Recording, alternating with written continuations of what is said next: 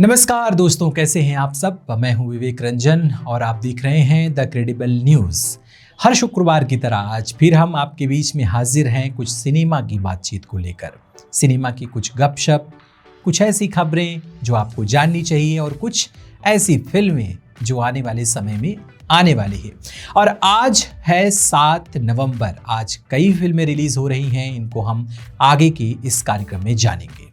हम अपना हक मांगते हैं, वो भी पूरे सम्मान के साथ। यामी गौतम के इस संवाद ने सिने प्रेमियों के दिल में उत्साह जगा दिया है।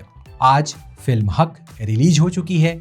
मुख्य भूमिकाओं में यामी गौतम, इमरान हाशमी, शीबा चड्ढा, असीम हट्टंगड़ी, वर्तिका सिंह नजर आने वाली हैं।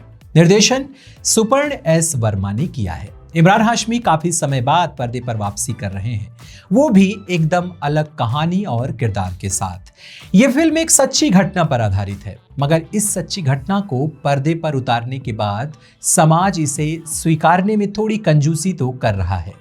तलाक के बाद बीवी को भत्ता देने की बात कहीं से खराब तो है नहीं, मगर अब भी इसे कहीं कहीं खराब माना जाता है।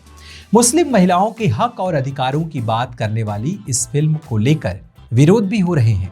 आज के इस शो में बात होगी हक और अधिकार से जुड़ी और फिल्मों की। साथ ही हम अंत में बताएंगे कि असल जिंदगी में भी हक और अधिकार की लड़ाई लड़ने वाली अभिनेत्रियां इस समय 8 घंटे काम करने को लेकर चर्चा में क्यों हैं। तो चलिए शुरू करते हैं द क्रेडिबल सिनेमा। साल था 1978, महीना था अप्रैल का।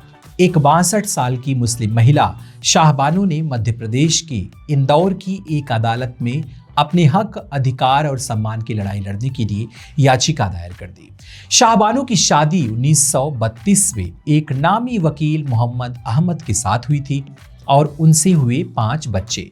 शादी के 14 साल बाद वकील साहब उसी घर में दूसरी बीवी लेकर आते हैं और कुछ समय तक दोनों बीवियों के साथ रहते हैं। शायद वह यह मान रहे थे कि उनकी शरीयत उन्हें ऐसा करने की खुली इजाजत देती है। लेकिन कुछ समय बाद वकील अहमद खान साहब ने शाहबानो सहित उनके 5 बच्चों को घर से बाहर कर दिया और वादा किया कि वे शाहबानो को 200 रुपया महीना गुजारा देंगे। इसी बात को लेकर शाहबानो ने कोर्ट का दरवाजा खटखटाया था। आईपीसी 1973 की धारा 123 यह कहती है कि एक पुरुष को विवाह के दौरान और तलाक के बाद अपनी पत्नी की देखभाल करनी होती है, यदि पत्नी आर्थिक रूप से कमजोर हो और वह अपना और अपने बच्चों का भरण पोषण करने में असमर्थ हो। मगर वकील खान साहब को शरीयत के हिसाब से चलने वाले इंसान थे और उन्होंने मुस्लिम पर्सनल बोर्ड लॉ का हवाला देते हुए शाहबानो के दावे का विरोध किया। उनके विरोध की वजह थी इद्दत, यानी कि बस 3 माह तक ही पुरुष की यह जिम्मेदारी होती है, उसके बाद नहीं। इद्दत का कानून यह भी कहता है कि महिला को अपने पति की मृत्यु या तलाक के बाद दोबारा शादी करने से पहले 3 महीने का अंतराल रखना होता है। अगर कोई महिला गर्भवती है तो इद्दत का समय बढ़ जाता है जब तक कि बच्चा पैदा ना हो। अब शाहबानो का केस सुप्रीम कोर्ट तक जाता है। 1985 में सुप्रीम कोर्ट ने निचली अदालतों के फैसलों को बरकरार रखा। उसने शाहबानो के पति को भारतीय कानून के गुजारा भत्ता प्रावधान के तहत उन्हें भरण पोषण राशि देने का निर्देश दिया।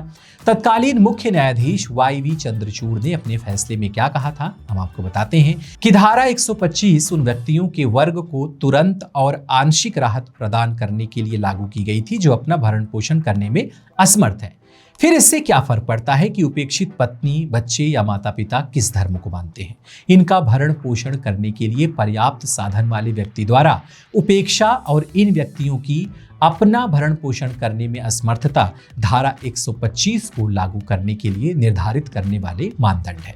उन्होंने आगे कहा था कि ऐसे प्रावधान जो अनिवार्य रूप से रोग निरोधी प्रकृति के हैं, धर्म की सीमाओं को तोड़ते हैं। धारा 125 द्वारा निर्धन निकट संबंधियों के भरण पोषण का दायित्व व्यक्ति के समाज के प्रति आवारागर्दी और दरिद्रता को रोकने के दायित्व पर आधारित है। यही कानून का नैतिक आदेश है और नैतिकता को धर्म के साथ नहीं जोड़ा जा सकता।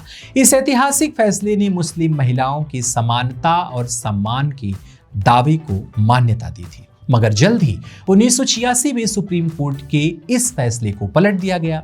तत्कालीन प्रधानमंत्री राजीव गांधी ने देश भर में सुप्रीम कोर्ट के फैसले से हो रहे धार्मिक विवादों के बीच अपने आगामी चुनाव को साधते हुए संसद में एक नया कानून पारित किया। 1986 में भारत की संसद ने मुस्लिम महिला जो कि तलाक पर अधिकारों का संरक्षण करती है उसके अधिनियम 1986 नामक एक अधिनियम पारित किया, जिसने शाहबानो फैसले में सुप्रीम कोर्ट के फैसले को निष्प्रभावी कर दिया। सुप्रीम कोर्ट के फैसले को कमजोर करते हुए अधिनियम ने इस्लामी कानून के प्रावधानों के अनुसार तलाकशुदा महिला को केवल इद्दत की अवधि के दौरान या तलाक के 90 दिनों तक रख रखाव की अनुमति दी। यह संहिता की धारा 125 के बिल्कुल विपरीत था। इस प्रकार रख रखाव का भुगतान करने के लिए पति का दायित्व केवल इद्दत की अवधि तक ही सीमित था। इन्हीं विवादों और शाहबानो के संघर्षों पर आधारित है फिल्म हक, जो आज रिलीज हो गई है। अब भी इसमें कोई न कोई विवाद सामने आ रहा है। हालांकि फिल्म के किरदारों के नाम शाहबानो के केस से जुड़े नामों से अलग है, मगर कहानी इसी केस से प्रेरित है, जिसका नाटकीय रूपांतरण जिग्ना बोरा की लिखी गई किताब बानो भारत की बेटी से प्रेरित है। ऑल इंडिया मुस्लिम जमात के राष्ट्रीय अध्यक्ष मौलाना मुफ्ती शहाबुद्दीन रजवी बरेलवी ने चर्चा में आई हक फिल्म पर बयान जारी करते हुए कहा कि फिल्म इंडस्ट्री में धार्मिक व सामाजिक मुद्दों को विवाद निर्मित करने के उद्देश्य से प्रस्तुत करने की प्रवृत्ति बढ़ गई है। उन्होंने ये भी कहा कि फिल्म को 3 तलाक और शाहबानो केस जैसे संवेदनशील मुद्दों से जोड़ा गया है और इसे हिंदू मुस्लिम कोण देकर प्रचारित किया जा रहा है। दूसरी ओर शाहबानो की बेटी सिद्दीकी बेगम खान ने मध्य प्रदेश हाई कोर्ट के इंदौर खंडपीठ में याचिका दायर की है। उन्होंने अदालत से फिल्म की रिलीज पर रोक लगाने की मांग की है। इस याचिका पर हाई कोर्ट में सुनवाई हुई, लेकिन अदालत ने फिलहाल कोई फैसला अभी तक नहीं सुनाया है। सिद्दीकी बेगम का कहना है कि फिल्म में उनकी मां की पहचान का प्रयोग बिना अनुमति के किया गया है। साथ ही फिल्म के टीजर और ट्रेलर में दिखाए गए कुछ डायलॉग्स अपमानजनक हैं, जो उनकी मां की छवि को ठेस पहुंचाते हैं। याचिकाकर्ता के अनुसार फिल्म निर्माताओं ने शाहबानो की पहचान को जानबूझकर विवादित ढंग से प्रस्तुत किया है। ये न केवल नैतिक रूप से अनुचित है, बल्कि मृत व्यक्ति की गरिमा का भी हनन करता है। अब फिल्म निर्माताओं का इस पर क्या कहना है? फिल्म हक जंगली पिक्चर्स के बैनर तले बनाई गई है। यामी गौतम इसमें मुख्य भूमिका निभा रही हैं। फिल्म में शाहबानो के किरदार का नाम शाजिया बानो रखा गया है। हालांकि याचिकाकर्ता की ओर से कहा गया है कि केवल नाम बदल देना पर्याप्त नहीं है, क्योंकि फिल्म की कहानी और घटनाक्रम सीधे शाहबानो केस से प्रेरित है। उनके अनुसार फिल्म के संवादों और दृश्यांकन से स्पष्ट होता है कि दर्शक इसे शाहबानो की वास्तविक कहानी के रूप में ही देखेंगे। वहीं फिल्म की प्रोडक्शन कंपनी जंगली पिक्चर्स ने अदालत में अपना पक्ष रखते हुए कहा कि फिल्म पूरी तरह से एक ड्रामेटाइज्ड और फिक्शनलाइज्ड अडैप्शन है, यानी कि इसमें कलाकारों को रचनात्मक आजादी दी गई है। कंपनी ने यह भी स्पष्ट किया कि यह फिल्म किसी भी रूप में बायोपिक नहीं है और न ही यह दावा करती है कि यह शाहबानो की असल कहानी पर आधारित है। प्रोडक्शन हाउस का कहना है कि फिल्म में शाहबानो या उनके विचारों को नकारात्मक रूप में नहीं दिखाया गया, बल्कि उन्हें एक प्रेरणा स्रोत के रूप में प्रस्तुत किया गया है। कंपनी ने यह भी सवाल उठाया कि किसी व्यक्ति की मृत्यु के बाद उसकी प्राइवेसी का अधिकार क्या जारी रहता है। उनका कहना है कि अगर याचिकाकर्ता को इस फिल्म से कोई आपत्ति थी तो उन्हें सिनेमेटोग्राफ एक्ट की धारा 6 के तहत पहले केंद्र सरकार से अपील करनी चाहिए थी, न कि सीधे कोर्ट में जाना चाहिए था। चलिए अब अंत में जानते हैं कुछ फिल्में, आपको बताते हैं जो मुस्लिम समाज की कहानियों को बयां करती हुई अब तक रिलीज हुई हैं। शुरू से लेकर अब तक, पुराने पर्दे से लेकर अब तक के सिनेमा में बहुत सारी ऐसी फिल्में बनाई जा चुकी हैं। हिंदी सिनेमा में कई महत्वपूर्ण फिल्में हैं जो मुस्लिम महिलाओं के सामाजिक मुद्दों, अधिकारों और सशक्तिकरण की लड़ाई को केंद्रीय विषय के रूप में प्रस्तुत करती रही हैं। ये फिल्में पैट्रियार्की, धार्मिक कानूनों के दुरुपयोग और सामाजिक न्याय के महत्वपूर्ण मुद्दों को चुनौती देती हैं। 1982 में आई फिल्म निकाह तो आपको याद ही होगी, जिसके निर्देशक B.R. चोपड़ा थे।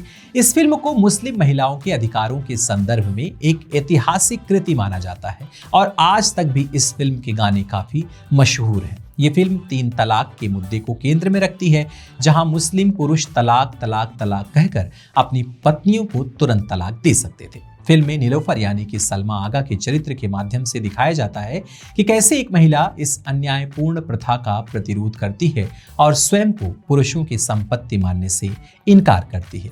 इसी तरीके से सागर सरहदी की फिल्म 1982 में आई थी जिसका नाम था बाजार। इस फिल्म में मुस्लिम महिलाओं की आर्थिक स्वतंत्रता और सामाजिक दुर्दशा को दर्शाया गया था। फिल्म खाड़ी देशों में युवा मुस्लिम महिलाओं की खरीद फरोख्त पर आधारित थी। दोनों महिला प्रोटैगनिस्ट नज़मा और शबनम पैट्रियार्की के विरुद्ध आवाज उठाती हैं। शबनम के मामले में यह संदेश दिया जाता है कि विवाह एक महिला के लिए गुलामी की शुरुआत नहीं होनी चाहिए, बल्कि उसे आर्थिक स्वतंत्रता के माध्यम से अपने जीवन पर नियंत्रण करना चाहिए। बाजार फिल्म अगर आपने देखी हो तो इसमें नसीरुद्दीन शाह, स्मिता पाटिल जैसे दिग्गज कलाकार भी रहे हैं। 1985 में बॉम्बे फिल्म आई। इसमें भी घूंघट प्रथा का विरोध किया गया। फिजा 2000 में आई।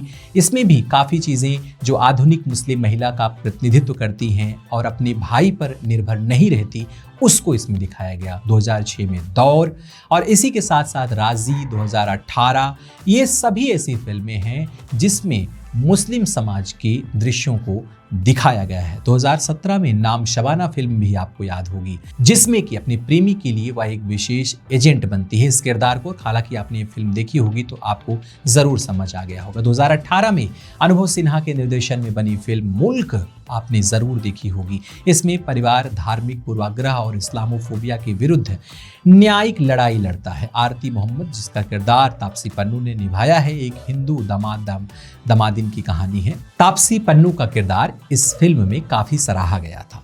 ये फिल्म दिखाती है कि कैसे एक महिला धार्मिक सीमाओं को पार करके अन्याय के विरुद्ध लड़ाई लड़ती है। अब चलते हैं, जैसा कि हमने आपको शुरू में बताया कि इन दिनों ये अभिनेत्रियां 8 घंटे के काम को लेकर के क्यों चर्चा में हैं। कई महीने पहले बॉलीवुड एक्ट्रेस दीपिका पादुकोण ने 8 घंटे की शिफ्ट की डिमांड की थी। दीपिका पादुकोण की डिमांड के बाद कई सेलेब्स ने उनका सपोर्ट किया था, तो कईयों ने एक्ट्रेस की मांग को सही नहीं बताया। इस सही नहीं बताने वालों में स्मृति ईरानी का भी नाम सामने आया था। हालांकि अब अभिनय में स्मृति ईरानी फिर से पहुंच गई हैं, राजनीति को छोड़ दी हैं, अभिनय में चली गई हैं। दीपिका पादुकोण की इस बयान पर उन्होंने विरोध दर्ज किया था। वो उन्हें स्वीकार नहीं कर रही थी कि 8 घंटे काम करना जरूरी नहीं होता, क्योंकि अगर लगातार काम होता रहेगा तो उससे न जाने कितने लोगों का रोजगार चलता है। हालांकि 8 घंटे की शिफ्ट की मांग के चलते दीपिका पादुकोण को फिल्म स्पिरिट और कल की 2898 AD जैसी बड़ी फिल्मों से बाहर कर दिया गया था। ऐसे में अब बॉलीवुड एक्ट्रेस यामी गौतम भी उनके सपोर्ट में आती हुई दिखी। वही यामी गौतम जिनकी फिल्म की बात यानी कि हक जो आज रिलीज हो चुकी है, वही यामी गौतम की बात यहाँ पर भी की जा रही है। यामी गौतम अपने हक और अधिकार को लेकर के हमेशा चर्चा में रहती हैं और एक सजग अभिनेत्री की छाप वो समाज पर छोड़ती रहती हैं। एक विशेष समाचार पत्र ने यह बड़ा खुलासा करते हुए बताया था कि कई एक्टर्स एक हफ्ते में 5 दिन और केवल 8 घंटे काम करते हैं। इतना ही नहीं, वो रात में शूटिंग भी नहीं करते हैं। यामी गौतम ने कहा कि यह चीजें एक डायरेक्टर, एक्टर और प्रोड्यूसर के बीच पहले से तय हो जाती हैं। उन्होंने कहा कि हर माँ, चाहे वह प्रोफेशनल हो या फिर हाउसवाइफ हो, अपने बच्चे के साथ रहने की कोशिश करती है। यामी गौतम ने यह भी कहा था कि मुझे लगता है कि बाकी फील्ड के मुकाबले हमारा थोड़ा सा अलग फील्ड है। यहाँ लोकेशन, परमिशन, कॉम्बिनेशन, बाकी एक्टर्स और टेक्नीशियन सहित कई चीजें होती हैं। इसलिए एक एक्टर होने के नाते टाइम की लिमिट तय करना हमारे लिए एक निर्माता और एक निर्देशक के बीच सहयोग और समझ पर निर्भर करता है। अब चलिए जान लेते हैं कि आज और कौन सी फिल्में हैं जो रिलीज की जा रही हैं। तो सबसे पहले ड्रामा और रोमांस से भरी हुई द गर्लफ्रेंड फिल्म भी आज रिलीज की जा रही है। वहीं पर मराठी फिल्म मीटर डाउन जो कि एक्शन से फुल है, वो भी आज रिलीज हो रही है। तेलुगु की हॉरर थ्रिलर मूवी जटाधारा भी आज रिलीज हो रही है। साथ ही साथ 90s की नॉस्टैल्जिक मूवी कॉमेडी रोमांस पर आधारित जस्सी वेट्स जस्सी भी आज सिनेमा में रिलीज की जा रही है। तो इन फिल्मों के साथ बने रहिए और हर शुक्रवार शाम 5 बजे हमारे साथ जुड़े रहिए, देखते रहिए the credible news. Comment box में ज़रूर बताइए कि कुछ किस्से कहानियां सिनेमा के और क्या हमसे आप सुनना चाहते हैं। इजाज़त दीजिए विवेक रंजन को, अगली बार फिर मिलेंगे शुक्रवार को। तब तक के लिए नमस्कार।